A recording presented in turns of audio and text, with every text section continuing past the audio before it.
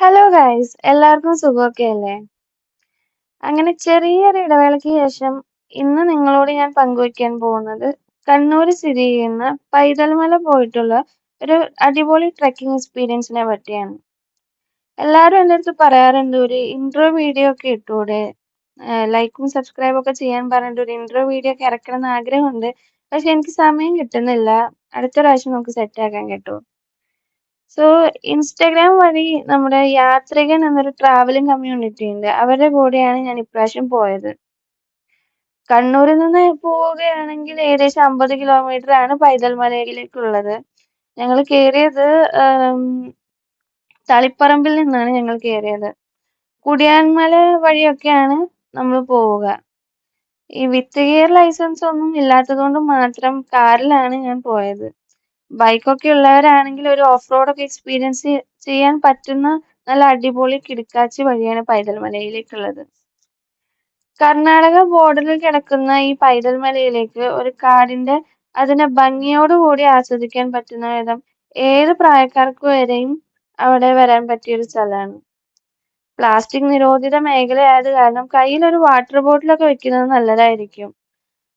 അത്യാവശ്യം ട്രക്കിംഗ് ഒക്കെ പോയിട്ടുള്ളവരാണെങ്കിൽ ഒരു 45 മിനിറ്റ് കൊണ്ടൊക്കെ നമുക്ക് നടന്നു വരാം. പിന്നെ നിങ്ങൾ കയ്യിൽ പ്ലാസ്റ്റിക് ഒക്കെ വെക്കുകയാണെങ്കിൽ അവര് അതിന്റെ എണ്ണമൊക്കെ നമ്മുടെ കയ്യിൽ നിന്ന് എടുക്കും. അപ്പൊ അതുപോലെ തിരിച്ചു കൊണ്ടുവന്നില്ലെങ്കിൽ നമുക്ക് ഫൈൻ അടിക്കാനൊക്കെ സാധ്യതയുണ്ട്. അത് കാരണം ഒരു വാട്ടർ ബോട്ടിൽ മാത്രം വെക്കുന്നതായിരിക്കും ഏറ്റവും നല്ല കാര്യം. കാരണം നമ്മൾ അവിടെ മറന്നു വെക്കുന്ന കൂട്ടത്തിലുള്ള ആൾക്കാരൊക്കെ ആണെങ്കിൽ വെറുതെ ഫൈൻ അടിക്കണ്ടല്ലോ. അപ്പൊ പറഞ്ഞു വന്നത് നമുക്ക് 45 മിനിറ്റ് കൊണ്ടൊക്കെ ട്രക്കിംഗ് ചെയ്തു വരികയാണെങ്കിൽ നമുക്ക് ട്രക്കിംഗ് ചെയ്തു വരാം. പക്ഷേ ഈ കാട്ടിന്റെ ഉള്ളിൽ ഈ പ്രകൃതി ഭംഗിയെല്ലാം ആസ്വദിച്ച് അല്ലേ നമ്മള് ട്രക്കിംഗ് ചെയ്യേണ്ടത്. അപ്പൊ അതിന്റെ ഉള്ളിൽ കയറി കഴിഞ്ഞാൽ അത്രയും ആസ്വദിക്കാൻ പറ്റുന്ന വിധം ഇരിപ്പിടങ്ങളൊക്കെ ഉണ്ട്. ഒരുപാട് തണൽ മരങ്ങളൊക്കെ ഉണ്ട്. വെയിലുണ്ടെങ്കിലും ഒരുപാട് അവിടെ തണൽ മരങ്ങളുണ്ട് മുകളിലോട്ട് കയറുന്തോറും. ഞങ്ങൾ രാവിലെ ഏകദേശം ഒരു 10 മണി 11 മണിക്കാണ് കയറിപ്പോയത് തളിപ്പറമ്പിൽ നിന്ന്.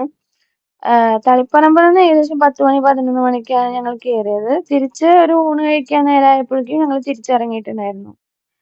അത് കഴിഞ്ഞ് അവിടെ നിന്ന് എല്ലാവരോടും യാത്രയൊക്കെ പറഞ്ഞ് വയറും മനസ്സും ഒക്കെ ഒരുപോലെ നിറച്ചിട്ടാണ് ഞങ്ങൾ തിരിച്ച് നാട്ടിലേക്ക് യാത്ര തിരിച്ചത്. ഈ യാത്രയ്ക്ക് വേറൊരു പ്രത്യേകത കൂടി ഉണ്ടായിരുന്നു. ഞാൻ ആദ്യമായിട്ട് കണ്ണൂർ വിസിറ്റ് ചെയ്തതും അതുപോലെ ഒറ്റയ്ക്ക് ഈ സോളോ ട്രിപ്പിൽ ഒറ്റയ്ക്ക് ട്രെയിനിൽ ആദ്യമായിട്ട് ഒറ്റയ്ക്ക് യാത്ര ചെയ്തതും ഈ ട്രിപ്പിൽ തന്നെയായിരുന്നു. അതുപോലെ ഈ കണ്ണൂരുകാരോടും കാസർഗോഡുകാരൊക്കെ ആയിരുന്നു അതിലധികം വന്ന ആൾക്കാരുണ്ടായിരുന്നു. സോ അവരോട് സംസാരിക്കുന്നതും വിശേഷങ്ങൾ പങ്കുവെക്കുന്നതൊക്കെ ഒരു നല്ലൊരു ജോളി മൂവ്മെന്റ് ആയിരുന്നു. നല്ല വൈബായിരുന്നു. സോ ഇനിയും യാത്ര ചെയ്യാൻ എനിക്ക് പറ്റട്ടെ. അടുത്ത യാത്രാ വിശേഷങ്ങളുമായി വരുന്നവരേക്കും tata bye bye take care.